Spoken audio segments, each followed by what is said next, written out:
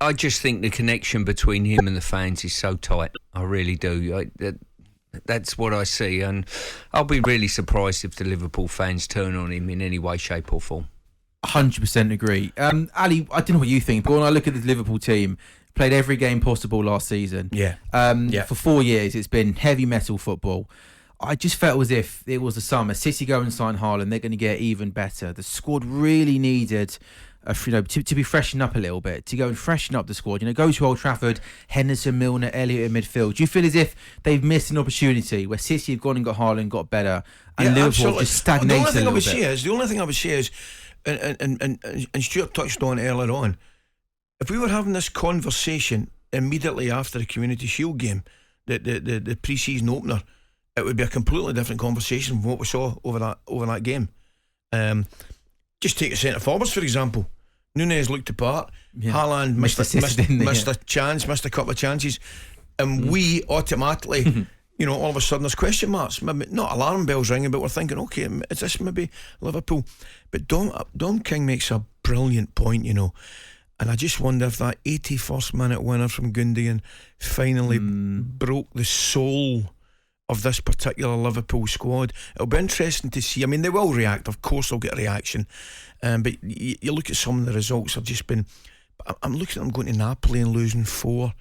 I could have been more than 4, but absolutely. It's just so un-Liverpool like performances, if you like. Sorry, you carry on. I'm just playing devil's advocate here. If you say Liverpool are going to stick with Klopp, and I think they should, because I think he's a really good manager and it's been brilliant for the club, is there a building process needed? And the next 2 transfer windows are going to be critical, sort of, there might be a handover. Millie's getting a bit old. Hendo, who drives the dressing room, the pair of them, and whether there's a situation there that they're going to have to a big building program, and have they got the finance to do that? Well, that's interesting. They're not notoriously massive spenders, are they? But just look at the different areas in the team at this moment in time. Defensively, Liverpool not as good as City. Midfield, certainly not as good as City. And I'm talking about obviously the creme de la creme.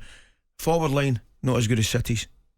So you're going to that's the 3 areas of the pitch, I think, that Liverpool are weaker than Manchester City. You boys have both been in dressing rooms. How can, let's use Van Dijk and Salah as 2 examples, right? Arguably Van Dijk over the past 4 or 5 years been the best defender in the world. Mo Salah, one of the best players in the world. How can 2 players who have been so good, Stuart, for such a long period of time, look so poor? Like Van Dijk in particular, he's making basic mistakes. Is that a mental problem? Is it a physical problem? Are these boys tired? Is that why they're making basic mistakes? Well, I think if you're going to go back, you go back to that injury. That's probably will be my starting point. And how much physically is that taken away from Van Dijk? The injury that normally you would point to maybe a little bit of a psychological situation or whatever, or players working players out.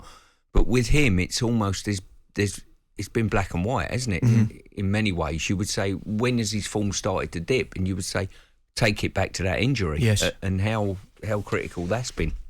The one thing I would say, too many good players for them to stay where they are. I agree, 100%. I mean, and I make the point again, Arsenal I thought were terrific at the weekend. Pearce, Sam, thought they thoroughly deserved to win the game, but a couple of refereeing decisions go the other way and Liverpool win the game. 100%. As I say, Liverpool didn't play badly at the weekend. No. So do you know something?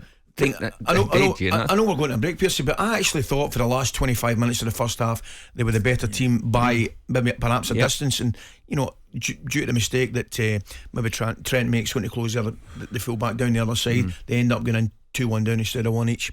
talkSPORT Breakfast with Laura Woods, Monday to Wednesday mornings 6 till 10 on AM, on DAB, via the talkSPORT app and on your smart speaker. talkSPORT.